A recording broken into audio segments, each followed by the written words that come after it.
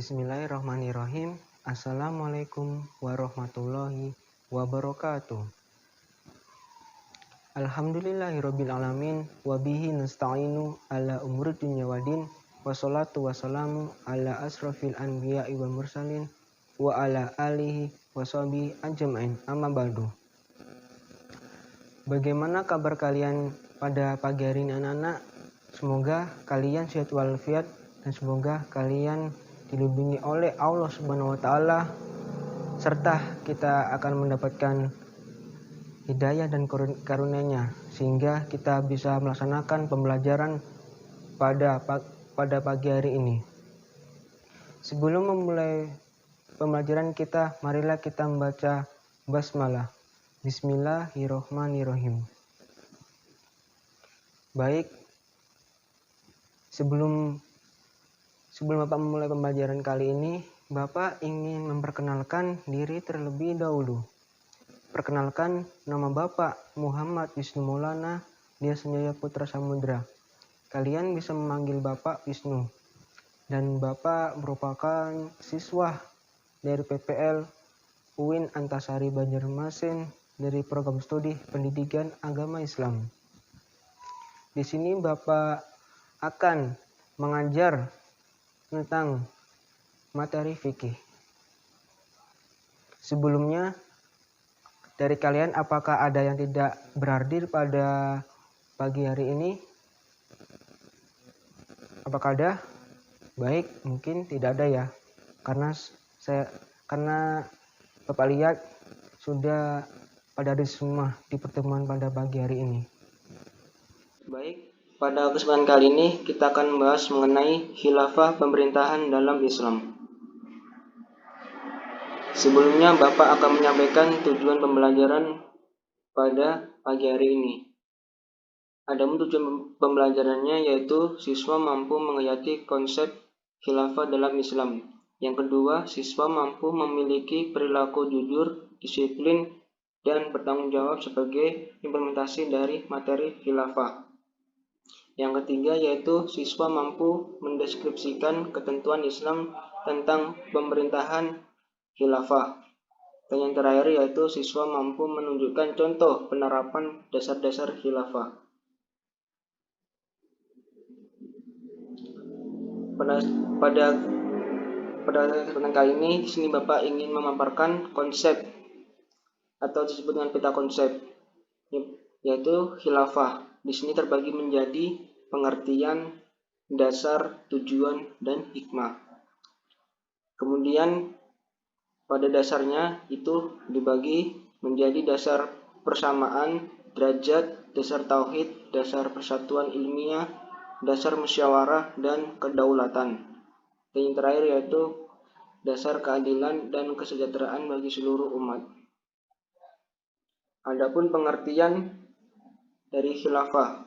Khilafah berasal dari bahasa Arab khalafa yakhlifu khilafatan yang artinya menggantikan. Dalam konteks sejarah Islam, khilafah adalah proses menggantikan kepemimpinan Rasulullah SAW dalam menjaga dan memelihara agama serta mengatur urusan dunia pada masa sekarang. Istilah khilafah sama artinya dengan suksesi yang juga berarti proses pergantian kepemimpinan.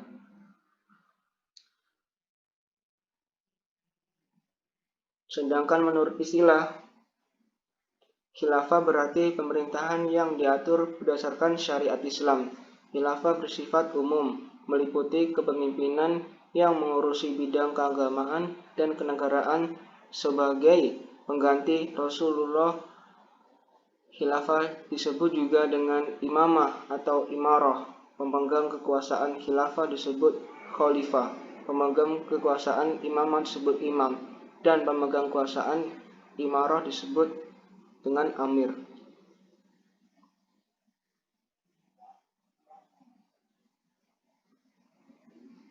Tujuan khilafah.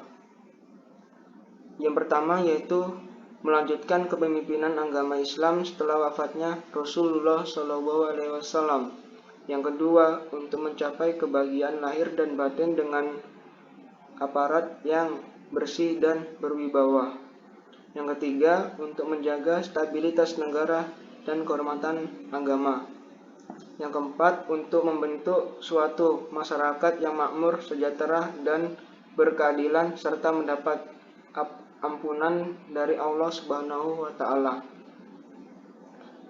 Khalifah sebagai salah satu cara untuk menata kehidupan di dunia tidak bisa dilepaskan dengan peran Islam sebagai agama rahmatan lil alamin yang memiliki misi besar untuk mengarahkan semua sisi kehidupan dengan berbagai panduan yang sangat detail dan komprehensif. Adapun dalilnya dalam surah Al-Imran ayat 64 yang berbunyi, Qul ya ahlal kitabi ta'alau ila kalimatin sawa'im bainana wa bainakum alla na'budu illallah wa la nusyrika bihi syai'an wa la yattakhidha ba'duna ba'da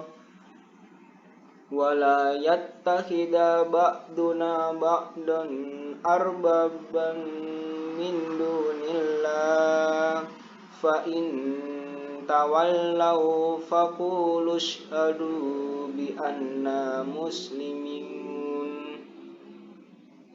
Yang artinya, katakanlah, hai ahli kitab, marilah berpegang kepada suatu kalimat atau ketetapan yang tidak ada perselisihan antara kami dan kamu, bahwa tidak kita sembah kecuali Allah dan tidak kita persekutukan Dia dengan sesuatu pun, dan tidak pula sebagian kita menjadikan sebagian yang lain sebagai Tuhan selain Allah. Jika mereka berpaling, maka katakanlah kepada mereka, saksikanlah bahwa kami adalah orang-orang yang berserah diri kepada Allah. Surah Al-Imran ayat 64. Dasar-dasar khilafah. Yang pertama adalah kejujuran, keikhlasan, dan tanggung jawab. Pemerintah harus dijalankan dengan tulus demi tanggung jawab mengemban amanat rakyat dengan tidak membeda-bedakan bangsa dan warna kulit. Yang kedua, keadilan. Dalam firman Allah yang terdapat dalam surah An-Nahl ayat 10, hendaknya keadilan ditegakkan terhadap seluruh rakyat dalam segala urusannya. Allah berfirman, Innallaha ya'muru bil adli wal ihsani wa ita'i dzil qurba wa yanha 'anil fahsya'i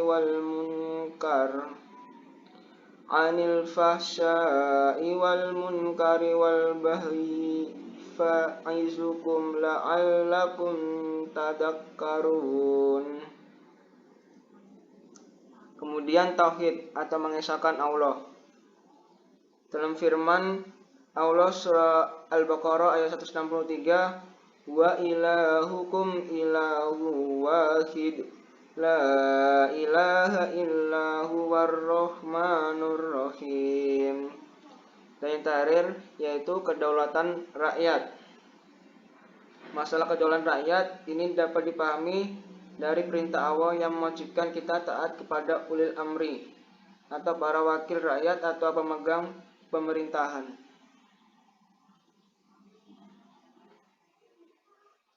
Hukum membentuk khilafah. Yang pertama yaitu ijma' sahabat. Karena berdasarkan pendapat yang diikuti mayoritas umat Islam atau mutabar hukum pendirian khilafah adalah fardu kifayah. Maka dari ijma' sahabat yaitu ketika Rasulullah wafat, saat itu juga terdengar di kalangan para sahabat yang membicarakan masalah pengganti beliau. Bahkan pembicaraan itu sempat mengarah ke perselisihan di antara kaum Ansar dan Muhajirin. Dalam suasana demikian, maka disepakati untuk dilaksanakan musyawarah antara perwakilan dari kedua kaum tersebut. Sementara bagian lainnya tetap mengurus jenazah Rasulullah. Adapun hasil musyawarah akhirnya menetapkan Abu Bakar sebagai khalifah atau pengganti Rasulullah. Yang kedua, demi menyempurnakan kewajiban.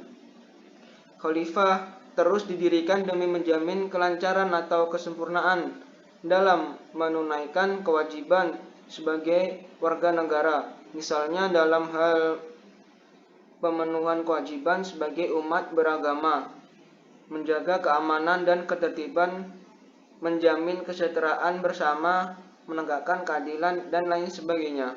Semua urusan ini tidak bisa sepenuhnya dibebaskan untuk diurus oleh perseorangan, tetapi perlu ada pihak yang berwenang mengelolanya. Sudah barang tentu hal ini atas mandat dari rakyat. Dan yang terakhir yaitu memenuhi janji Allah. Allah berjanji akan menjadikan orang-orang yang berfirman dan beramal soleh sebagai penguasa di muka bumi. Setelah sebelumnya mereka mengalami ketakutan, kegelisahan, dan penderitaan akibat kezoliman. Tetapi mereka tetap berjuang dan menegakkan kebenaran dan keadilan. Inilah yang memungkinkan terbukanya peluang untuk memenuhi janji Allah yang akan menjadikan kita sebagai penguasa di muka bumi. Pada gambar ini tertera dalam suatu map atau peta. Di sini saya akan memberikan contoh ekspansi wilayah kekuasaan Islam pada Umar bin Khattab. Pada garis yang merah itu ada, yang lingkaran itu ada Madinah. Kemudian pada garis-garis itu pada menunjukkan arah yang akan dikuasai pada masa kepemimpinan yang dipegang oleh Umar bin Khattab, seperti Iran, Irak, Syria, Lebanon, dan Mesir. Di situ arah-arahnya terdapat pada Palestina, kemudian Damaskus, kemudian Al-Qudsiyah, kemudian Persia, dan lain sebagainya. Maka dari peta tersebut itu menggambarkan suatu kekuasaan Islam pada masa pemerintahan Umar bin Khattab.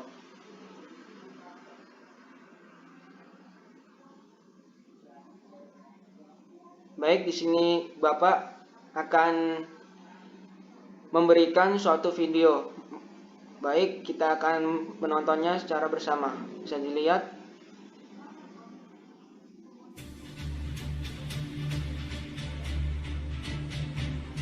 Kepemimpinan atau jabatan khalifah tidak mempunyai masa tertentu yang dibatasi dengan patokan waktu tertentu.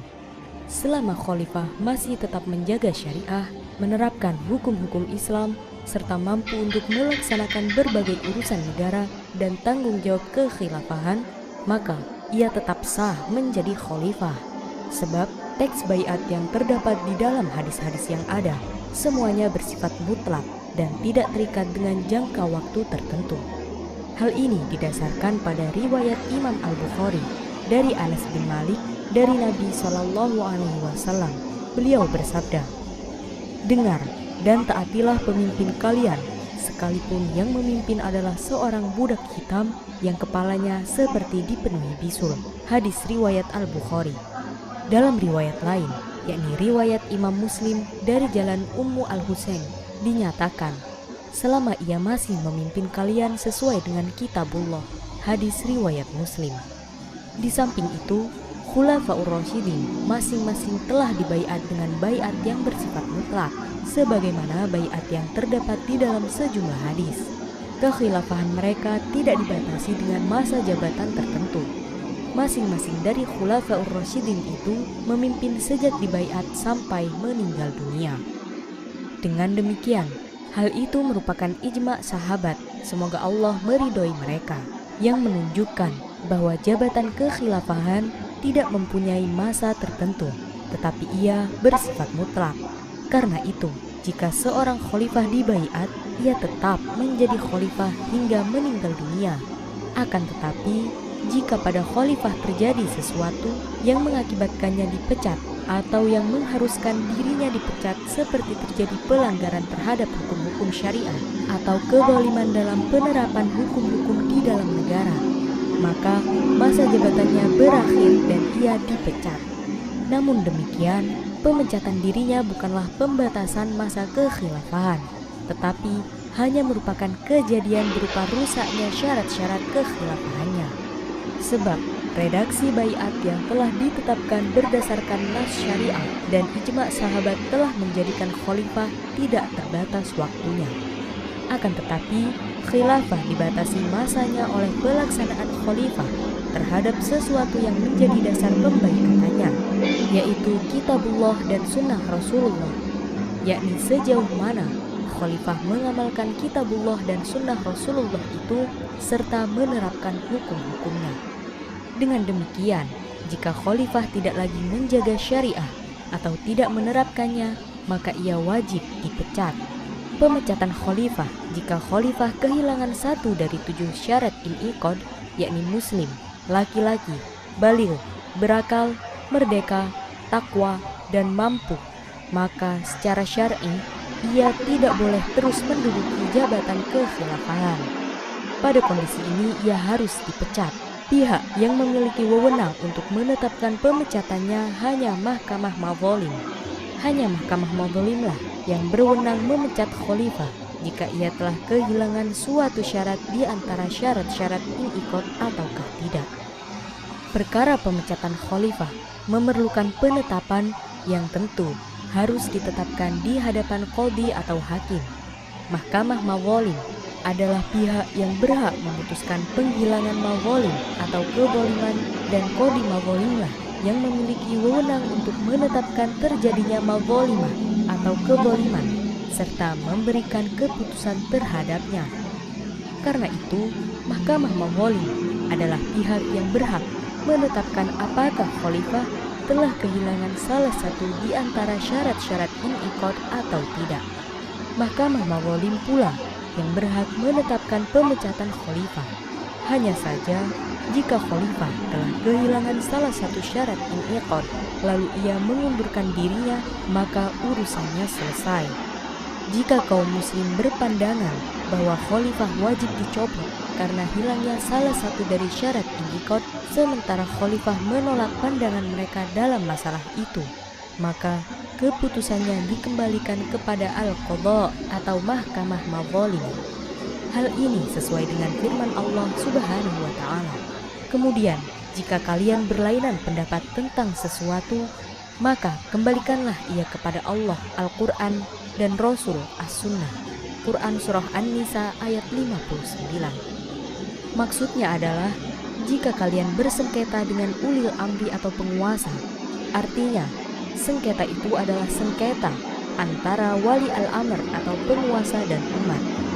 Sedangkan mengembalikan sengketa itu kepada Allah dan Rasulnya, maksudnya adalah mengembalikannya kepada al-qadha, yaitu kepada Mahkamah Madzalim, sebagai pihak yang akan memeriksa kezaliman penguasa dan memberi keputusan atas perkara tersebut.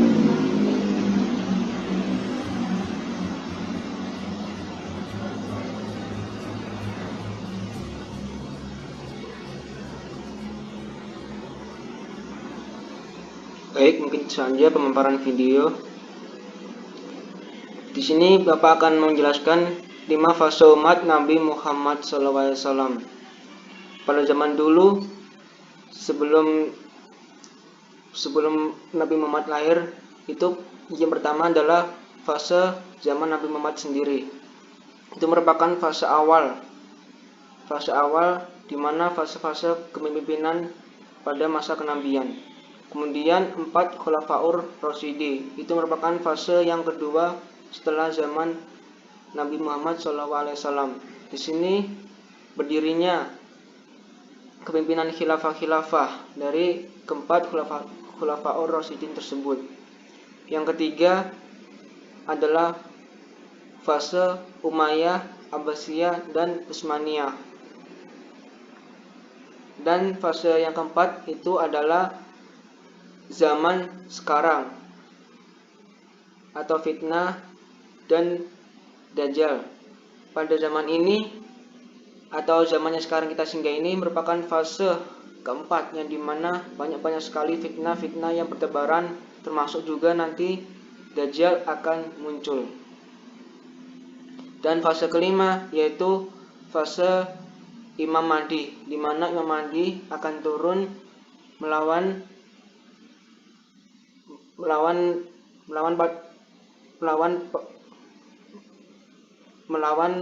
para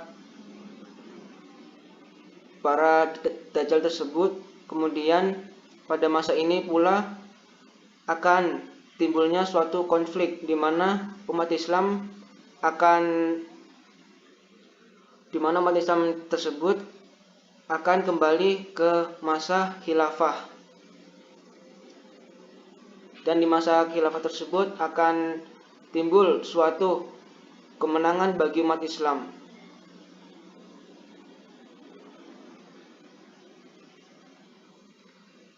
Selanjutnya yaitu untuk kesimpulan pada pembelajaran pagi hari ini,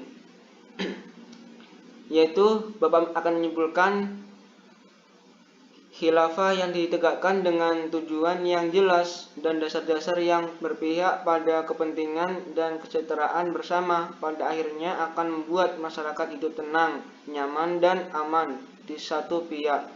Di pihak lain justru akan membuat khilafah semakin kuat dan stabil karena adanya kepercayaan dari masyarakat luas. Upaya pengendalian yang dilakukan pemerintah dengan disertai pemenuhan aspirasi rakyat dapat melahirkan kesadaran bersama untuk mencapai persatuan dan kesatuan dengan tetap menjaga keragaman baik suku, agama, dan ras sebagai anugerah Allah. Baiklah, Bapak akan menutup pembelajaran kita pada bagian ini. Marilah kita membaca hamdalah, alhamdulillahirabbil alamin, dan disempurnakan dengan doa kafaratul majlis. Subhanaka wa bihamdika asyhadu alla ilaha illa anta wa astaghfiruka wa atubu ilaik. Wabillahi taufiq wal hidayah wa ridwan wal inayah. Wassalamualaikum warahmatullahi wabarakatuh.